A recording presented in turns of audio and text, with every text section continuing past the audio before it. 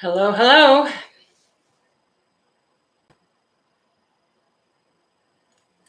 As we get started on my Ask Me Anything, hold on a minute while I get myself live on Instagram. I'm now doing a double task. Here we go. Instagram is coming up. I've decided, based upon demand and interest, that when I do my Ask Me Anythings on YouTube, I'm also doing a live on Instagram. So trying to share information in all the mediums which people want to watch.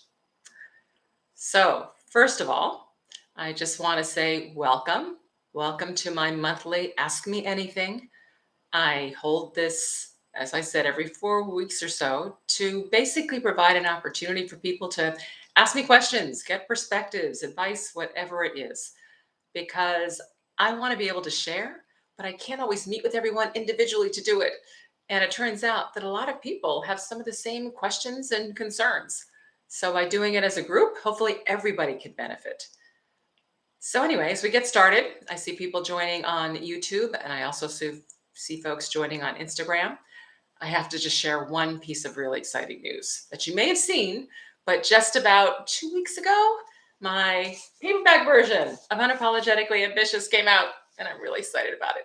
It actually has a bonus material. So in the back this time, there's actually a guide, really, a personal planning guide of questions that you can ask yourself after each chapter so that you can start building your own ambitions and be able to go after what you want. After writing the first book in hardcover, that was a piece of feedback I got, so I added it for the paperback. All right, well, welcome to those of you who joined. Let me go ahead and get started with the questions. So let me explain the way this works. I have questions that people sent in advance who registered, so thank you for doing that. And I also have questions that I will take from the chat on YouTube, or if you put them in the chat on Insta, they scroll quickly, but I will try to get to those too. Okay, so that's the plan.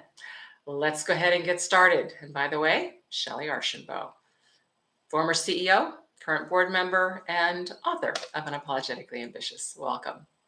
All right, so first question is, what strategies have you used to gain visibility and advance your career? So great question, because it's always about, gosh, I'm working hard and I'm doing things and I'm just waiting for people to acknowledge me, right? And see what I can do. So I'm waiting for the promotion. Well, there are things that you can do to help make it easier for people to actually notice your skills and your capabilities. Number one is take the lead when you have the opportunity. And when I say lead, I don't mean it has to be a very formal, oh, we're creating a task force who's going to lead it. But honestly, there's all kinds of informal opportunities to take the lead all the time, right? The team's working on a project or somebody's got a deadline or things are happening. Well, just organizing it, just creating the structure for, okay, how are we going to get this done, right? Assigning people what we do, et cetera. But taking the lead to actually coordinate and organize is one of the ways in which people start to see you as a leader, and therefore you get more visibility. As I like to say, somebody has to lead, so it might as well be you. So step forward, right? And don't wait to be appointed. Volunteer. 2, make sure that people know what you want. You might be sitting there waiting to get the visibility because you are striving for the next management job or director job or vice president job or whatever it might be, or to be on a special project. But if you just hope that that will happen, odds are really low that it will, because hope is not a strategy. So let people know what you want in a very nice way.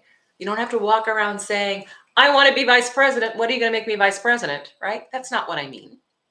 What I mean is, when you have the opportunities, which frankly you can create often, of talking with people who are at higher levels than you, doesn't even have to be in your direct chain, right? One of the things that you can do is you can say, one day I aspire to be director of operations. Do you think I have the potential? Right? Now, what have you done? You've told them what you want to do, but you've done it in a very non-threatening way. And you've asked for their advice. Well, you know what? People like being asked for their advice. So that's a good thing. So there are ways to let people know what you want to do without actually demanding, right, that you get it. So by letting people know what you want to do, when those opportunities come up, they'll remember, I had a conversation with so and so who's kind of interested in this, right? So they might actually think about you. So make sure that people know what you want to do. And with your boss and your boss's boss, for sure, because you should be having career discussions anyway. And then, third big thing you can do is make sure that people know what you actually do, what your skills are. Because here's what I found: people who are in your team, right, or that you work with day to day, they they know what you do because they see you, they engage with you. But people outside of that, they might know you're in engineering or you're in the marketing department or you're in sales, but they don't know what you actually do. So by just assuming that they know doesn't mean that they actually do. So what I find is take the opportunity to let people know what you do, because then they'll know your skills. And when opportunities come up that can leverage your skills, they'll think about you. So how do you do that? And no, I don't mean you walk around saying, look at me, here's what I do, right? No. What I mean is you actually take the opportunity to use what I'll call uh, a situation that happens every day, just about every day. People will ask you, how are you? They'll say, Shellye, how are you? What's happening, right? What's going on? What's new? Something like that. And normally what we say is, oh, we're fine. I'm good, right? Things are great. Well, no, don't do that. Take the opportunity that they just gave you to tell them what you're actually doing. So instead of saying that, what you say instead is, when they say, how are you doing? You say, you know what? I am excited. Our team just, and whatever it is, we just signed a big new supplier who's going to enable us to actually extend our reach into blah, blah, blah, blah, blah, right? Or I'm exhausted. I just spent 2 weeks working with the team to completely overhaul our accounting system. So now we can close the books in 8 days instead of 9, or whatever it might be. But by doing that, people then start to get a sense for what you actually do and therefore what your skills are, especially outside of things. Because think about it, you have a lot of friends today, you don't know what they actually do. You might know their title, but titles don't mean very much. For as much as we negotiate and strive for titles, they actually don't mean very much, because a title means something different in almost every company. So you want people, friends, acquaintances, you want people to know what you actually do. So when they hear about opportunities, so and so is looking for someone who can run middle markets and sales in whatever finance industry, they'll know that that's actually your skill set. So they might think of you. So those are the big things. Take the lead, make sure people know what you aspire to, right? What you want to do. And then also ensure they know what skills and capabilities you actually have. All of that helps raise visibility. All right, next. On what basis can we choose our career in terms of interest? At this point in time, honestly, I need guidance to go forward and choose the direction, and I'm not sure what I want to do. Well, you know what? I find that, yes, there's some people like me that know what they want to do, but there are also a lot of people who don't know what they want to do. So if you don't know what you want to do, then it's almost like having a smorgasbord of food options in front of you. You might have a whole bunch of options you've never tasted before, right? So what do? Well, you pick the one that looks most interesting. So what I would tell you when it comes to career things, I'm going to add a little caveat on the interest. Don't just pick what looks most interesting, but pick what's most in demand. Because if you're not sure anyway, you might as well build skills that are in demand. That way, that way, if you decide later, I tried it, but this really isn't what I want to do, well, now you've actually got skills in demand that will enable you to more easily pivot to something else. So don't just hold back and wait or just pick something randomly. Be a bit strategic. If you're not sure, then it doesn't matter, right? It's kind of like when you were way back in college. There were classes you had to take because you just had to take it, right, for foundation. Well, think about it the same way. If you're not sure what you want to do, then what you're trying to do is to build the best foundation so that you have the best set of options later in your career. Okay, next. How can I improve my gravitas? This is a great question because this is something that people think you're born with, right? Gravitas, what is that? That's when somebody walks into the room or stands up to present or whatever, and people just naturally give them respect, right? They have all these things that come with them. Well, what I'll tell you is gravitas, you're not born with it. You actually can develop it. So that's the good news. So how do you develop it? Well, it's this whole series of things. It's everything from posture. And let me talk about posture. I'm going to show you. For those on Instagram and video, you can see me. Posture. If I'm just sitting and I'm kind of just relaxed, right? I'm kind of sitting back, relaxed, etc. That's one thing. It shows sitting back and relaxed. But if I'm actually trying to command attention, then I actually want to sit up and I want to put my shoulders back, right? You can see it, and put a strong physical presence forward, right? So that's the first. It's posture. It's standing up straight, shoulders back, right? Holding yourself in balance. Second, it's showing confidence. And confidence isn't just standing strong, but it's also your voice. Are you speaking in a way in which it's soft and tentative, like you're not quite sure? Well, that doesn't engender gravitas. Gravitas is making sure that your voice is kind of calm and it's consistent and you pause, right? You hear it when I speak. You're not just constantly putting one word after the other and making sure that everything's connected and you have no pauses as you move. No, when you do that, you almost act a little nervous. So it's much better to actually speak calm, but also pause and a little more slowly. Next, you want to have a reason for doing things. You want to be intentional. Right? People who show gravitas act like they're heading places, they're going somewhere, they have a reason, right, for being there. So have that purpose in mind of what you're trying to do, what you're trying to accomplish before you open your mouth, before you make a statement. And remember, it is quality of the words you use, it is not quantity. So think first and speak second so that you can put your words in a way in which people see that as being confident, right? And as being helpful. So those are a few things that I would say with regards to gravitas. And just watch people who demonstrate it and make note of why you feel they have gravitas and then start to embed it in yourself. But honestly, it's practice. And you can do it. You can absolutely do it. I did. I didn't grow up with all this. All right. Next. Do you have any best practices on managing people? Well, there's books and volumes created on managing people, right? But I'll at least share here some of my perspectives around managing people. So first and foremost, you want to strive for clarity.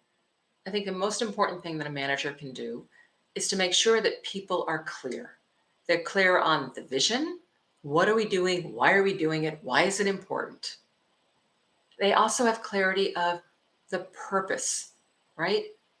To what end? What's in it, not just for the company, but what's in it for them personally? It's also important that they understand clarity around objectives. What is it that you're really looking for them to do? How are you going to measure them? What does success actually look like? Because when all those are clear, people are much more comfortable operating and executing. When they're not clear, they're tentative. And when they're tentative, what does that mean? It means you're slow. There's no way you can run fast in a tentative way, right? And if they're slow, it means by definition, your team is not performing as well as it can perform. So clarity, what I find the biggest value of clarity is it enables the team to move quickly, enables the people to make the right decisions because they understand clearly the context in which they're operating and what success looks like. Second is all around communications. You want to communicate effectively. And communicating effectively is communicating directly. It's not hinting, beating around the bush, right? Acting kind of unsure. No, it's being direct. And being direct doesn't mean you have to be rude, right? If somebody's messing up or they haven't done things quite right, it doesn't mean, hey, you're messing up, you've got to do it this way. Yes, that's direct. It's also a bit rude and it can be demoralizing. No, you can be direct by saying, so-and-so, I understand what you did and why you did it, but if you'd actually taken this kind of approach, you might find it's much more effective. All right? You've given them feedback, but you've done it in a way that frankly people will hear and they will retain. versus feel demoralized by, right? So communicate effectively, but also be transparent as you can be. Because when you're not, people can tell. And if they feel you're not being transparent, they're going to wonder why. What are they hiding? Are there secrets? Is something going on that I don't know about?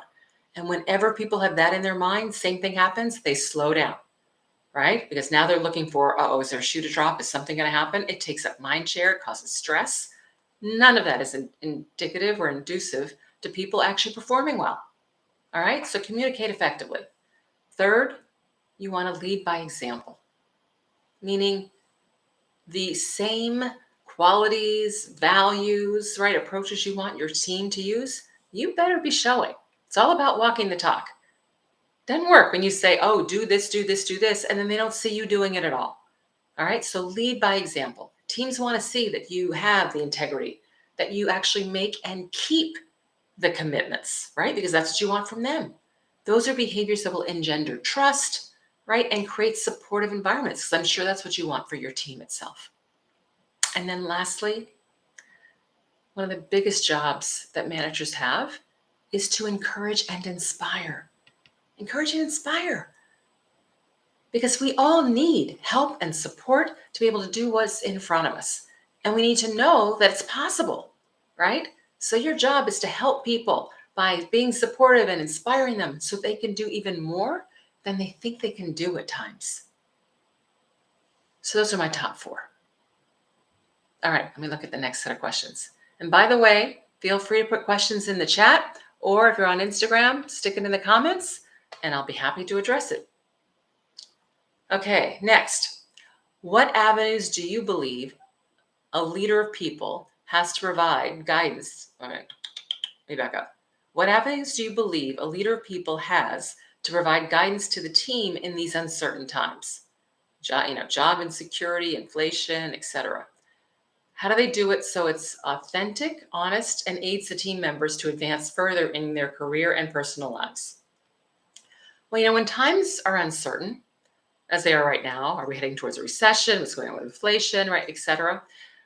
Any times of challenge or crisis, etc., it's really important for managers to be available. Available, meaning that people can come talk to you and you can talk to them and you're not shutting them out, that you're being transparent, right? Ties back to the communications point we talked about earlier.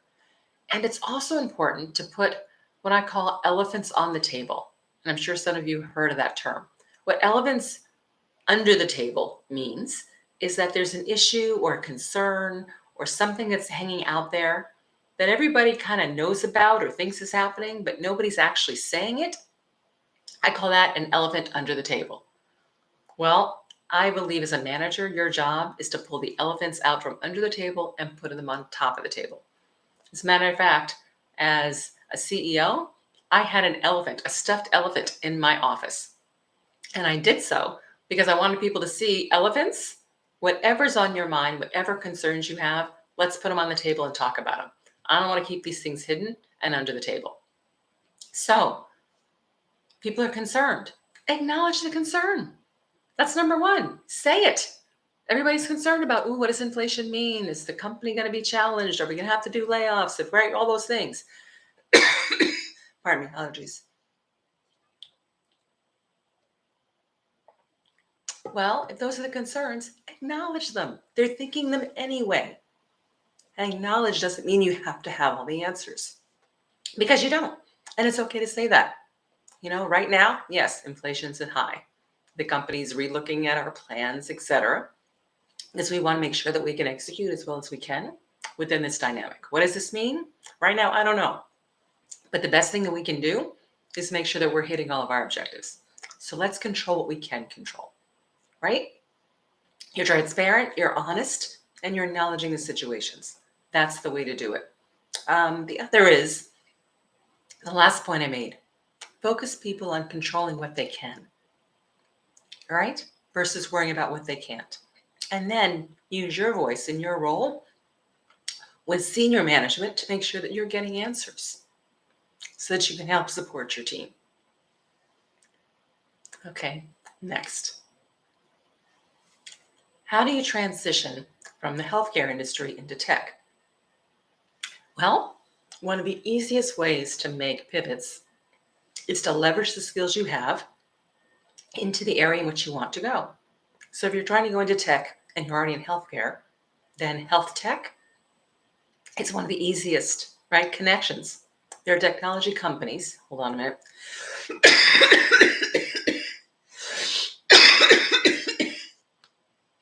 My apologies.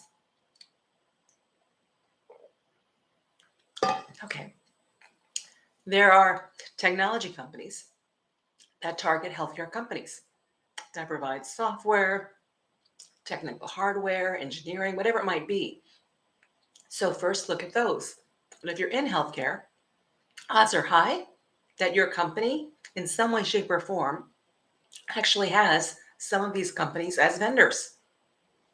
Those are the easiest to actually reach out to because your company already has relationships with.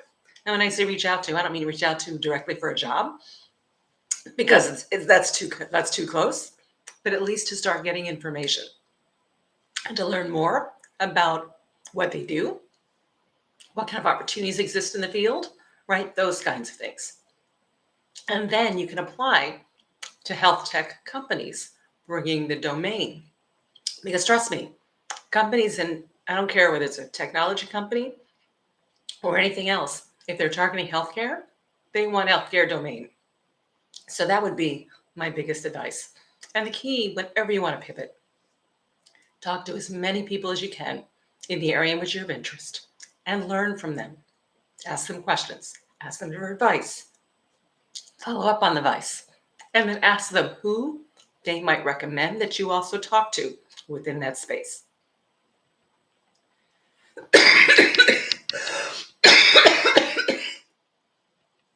Oh, brother. Okay. Oops. Here we go. I see a question on Insta. So let me take that one.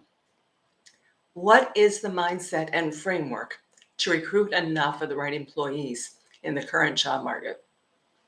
Boy, if I had that answer for everybody, here's what I can tell you. When you're trying to recruit in a very tough job market, it really comes down to, is the offer that you're making, and I'm not talking financials, is the offer that you're making compelling? How do you make it as compelling as possible? And a compelling offer, what I mean by that is not just the piece of paper that they get their offer, but what I'm talking about is the opportunity that exists if they join the company. So it is the company itself. Where's the company going? What opportunities they can get in the company? Who are the kinds of people they get the opportunity to work with? What are the skill sets they can build? Right? It's creating this bigger picture around, you can go be, I'll make it up, you can go be a software engineer in any kind of company, right? But in our company, here's what we're doing. Here's how we impact the world. Here are the skill sets that you get. Here are the dynamics and situations that are available to you. It's creating a much bigger offer versus just what it comes down to, dollars and cents. Because dollars and cents, everybody's going to be able to put together an effective, if you will, offer in terms of what they're going to pay you, stock options, etc. Yes, people look at that for sure, but frankly, as long as it's all within a range, they then choose the place that they feel they actually want to work. They choose the place where they believe they can create relationships and they can feel good and they can grow and they can strive. And so you want to make sure that you're addressing all of that when you're trying to hire. You want to give them a vision that inspires them, right? So that's what's really involved. When the job market gets tight, it gets harder and harder, but you've got to work better at creating an environment in which people actually want to work because they believe that, yes, they'll get paid, but they're going to gain so much more in other ways. So spend time figuring out that broader set of answers. For those of you that have joined recently, because I just saw a note, they asked, what is my main topic today? And frankly, I cover anything. So put questions forward, whether around professional growth, personal growth, whatever it might be. But this is really an Ask Me Anything, and it is a broad set of topics. So we've talked about everything from pivoting to leadership to management, etc. So if you have a question, throw it into the chat.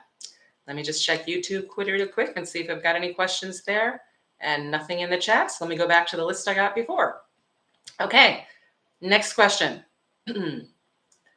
I've just finished reading your book and loved, oh, thank you. What advice would you give to someone who's looking to pivot in their career? This is a good question, because one of the things that I see people do at times is they run from situations instead of running to opportunities. Now, let me explain what I mean by that. They're in a situation. Maybe it's a bad boss. Maybe they don't like coworkers, or there's been some situation that goes on and they just don't like where they are right now. Well, instead of taking the time to figure out what they actually want to do, right, the first thing that comes along that looks better, they take it. Well, I call that running from something. And the problem with running from something, if you're afraid of something and you run, right, you tend to run blindly. You just start running, right? You just head out anywhere. Well, when you run from a problem or a situation at work, it's the same thing. You tend to just run into something. Much, much, much more powerful if you take the time to actually reflect and to be strategic and think about, where is it I actually want to go? All right. But first, before you even talk about where you want to go, reflect on, why do you want to leave? Because I also find sometimes people leave for the wrong reasons. So wherever you are, you have built social capital. People know you, they know what you do. You've built relationships, you've built some skills, capabilities, etc. Right? So you've now got a foundation for potentially for growth. So are you leaving because you don't like your current boss, or maybe you don't like coworkers? If you're leaving for reasons like that, then think about it before you move, because that might be able to change in your current environment and still keep all that social capital that you've built. When you move to a new company, it takes time to build up that social capital again. So even though it looks like, oh, I'm moving to that next level, you are, but in terms of the ramp, right? You move to that level, but you might be there for a while before you get to ramp, because people don't really know you yet. If you're moving because there isn't opportunity, because you're not getting support, right? Although then I understand it, absolutely. But again, take time to reflect. What is it you actually want to do? What kinds of organizations can offer that to you, right? Talk to people. For sure, talk to people about what you're thinking about doing so you can get their feedback and their input, and then put together a plan, and then go after that opportunity, so that when you land that next thing, it really is taking you to the place and to the point where you want to be from a career standpoint. Okay. All right. Those are all the questions that I had that people provided in advance. Let me just see one more time. Are there any questions on YouTube that have come through the chat, or any more that I've missed on Insta? Let me just scroll quickly here, but I think I got to all of them. All right. Well, listen, everyone, I really appreciate people joining in. This was my Ask Me Anything. I'm Shellye Archambeau. I do these once a month. So if you'd like to be notified, just sign up on my YouTube channel and you will get the link and the notification. And I do them on YouTube, and at the same time, I'll post it on Instagram Live, trying to make sure it's easily accessible by everyone who wants to see it. But I appreciate everybody's time, appreciate the questions, and go out there, be bold. And I want everyone to be able to achieve their career aspirations. Thanks very much, everybody. Bye.